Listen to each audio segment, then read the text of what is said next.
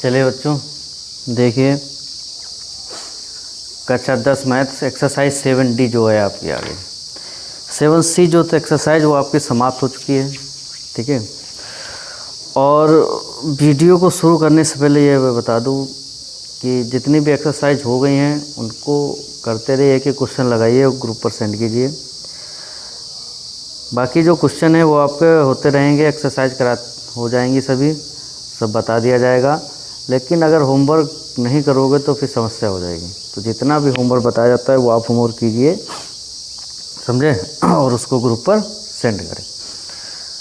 तो देखिए एक्सरसाइज जो थी 7C वो समाप्त हो चुकी थी। वो त्रिभुज के क्षेत्रफल पर आधारित थी कि जब त्रिभुज तीन शीर्ष दिए हों, उनके निर्देशांक दिए हों, तो हमको त्रिभुज का क्षेत्रफल कैसे निकाला जाता है ये सभी को पता है, निकाल भी चुके हैं।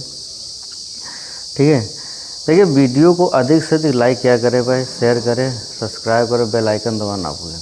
ठीक, आगे की जो एक्सरसाइज है वो हमारी 7D है और वो त्रिभुज के क्षेत्रफल पर ही आधारित है, लेकिन उसमें कंडीशन है। क्या है कि ये दिखाना होगा जो 3 बिंदु हैं, जो 3 बिंदु से त्रिभुज बनता है, उन त्रिभुज का निर्माण होता है, वो त्रिभुज जो है एक बिंदु पर है, अरे एक रेखा पर स्थित है, सॉरी बिंदु पर नहीं, एक रेखा पर स्थित है।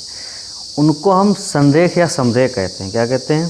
संरेख या समरेख। यानी संरेख बिंदु, 3 बिंदु संरेख या समरेख कब कहलाते हैं? जब वो एक ही रेखा पर स्थित हों, और जब एक रेखा पर स्थित होते हैं तो उनसे जो त्रिभुज बनता है, हमको अगर उस त्रिभुज का क्षेत्रफल जो है 0 के बराबर आ जाए, 0 के बराबर आ जाए, तो वो बिंदु जो होंगे हमारे संरेख हो जाएंगे। समझ आ गया?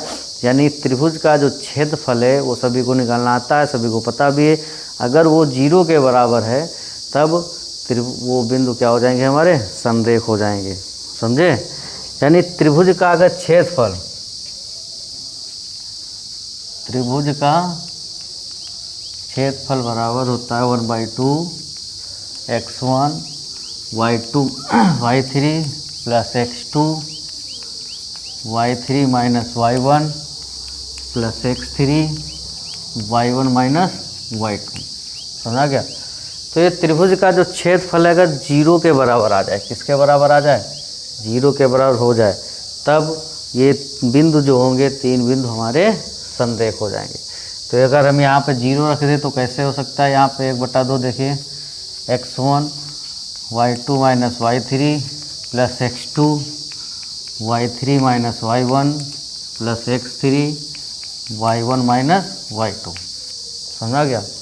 तो ये इधर आ जाएगा, सब गुणा हो जाएगा, सब 0 के बराबर हो जाएगा। तो इसको हम यहाँ से लिख सकते हैं, ऐसे लिख सकते हैं x1 bracket y2 minus y3 plus x2 y3 minus y1 plus x3 y1 minus y2 बराबर 0।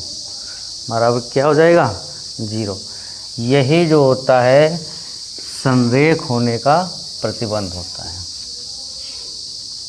संरेख होने का प्रतिबंध। समझा गया? यानी जब क्षेत्रफल जो है, त्रिभुज का क्षेत्रफल 0 के बराबर आ जाए, तब बिंदु जो हो जाएंगे हमारे संरेख हो जाएंगे। समझ आ रहा है? इतना समझ गए कि नहीं? कि त्रिभुज के क्षेत्रफल को हमको किसके बराबर कर देना है? 0 के। ठीक है, चलिए आगे क्वेश्चन देखते हैं। एक्सरसाइज लगा रहे हैं 7D।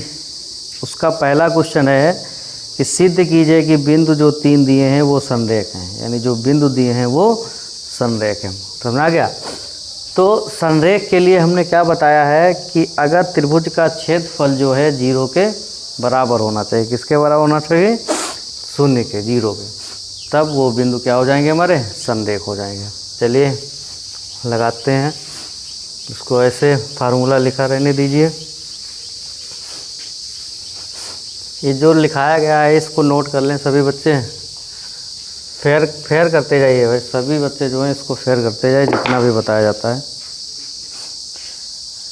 देखिए बिंदु जो दिए हैं हम इधर लिख दे रहे हैं। बिंदु हमारे दिए हैं 0, 1 दिया है, और उसके बाद में दिया है 1,2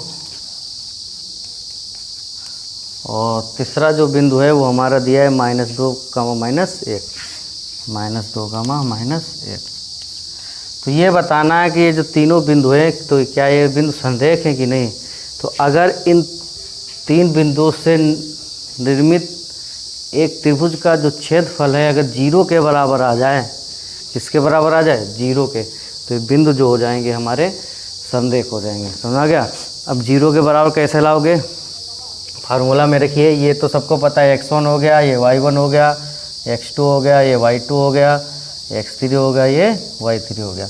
फार्मूला में रखिए, अगर त्रिभुज का क्षेत्रफल 0 आ रहा है तो संरेख है और अगर नहीं आ रहा है तो संरेख नहीं है। समझ आ रहा है।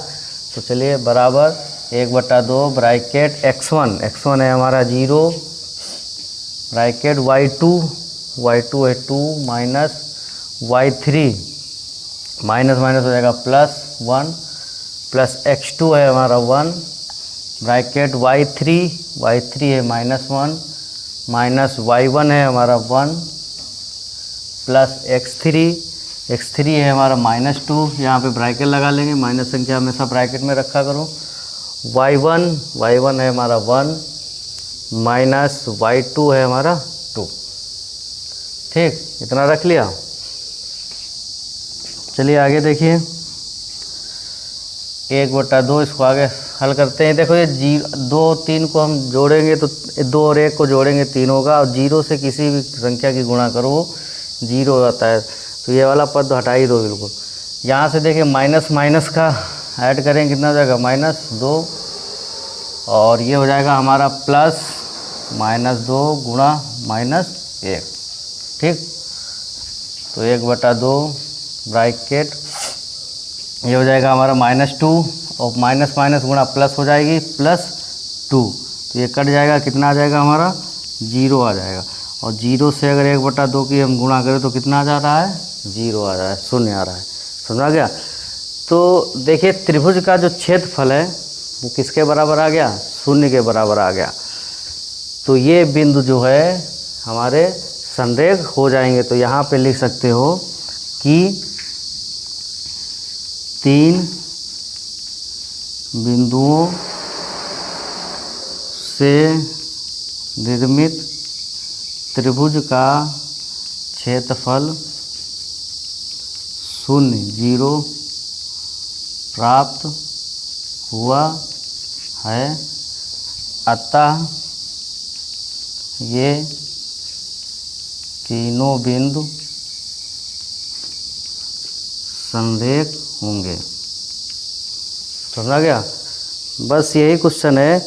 तो कहने का मतलब ये है कि अगर जब हम त्रिभुज का क्षेत्रफल जो है 0 के बराबर कर देंगे तब वो बिंदु जो होंगे उनसे जो 3 बिंदुओं से जो त्रिभुज बनेगा वो उसका क्षेत्रफल हमारा 0 होना चाहिए। तो अगर 0 जब हो जाएगा तो वो बिंदु हमारे संरेख हो जाएंगे। अगर 0 नहीं हो रहा है तो बिंदु हमारे संरेख नहीं है। तो इस प्रकार से जितने भी क्वेश्चन हैं, जितने भी हैं वो आप लगा लोगे। इसके बाद का जो क्वेश्चन दूसरा क्वेश्चन है उसमें 3 पार्ट दिए हैं कि ये सिद्ध करना है कि 3 बिंदु जो हैं संरेख हैं कि नहीं है।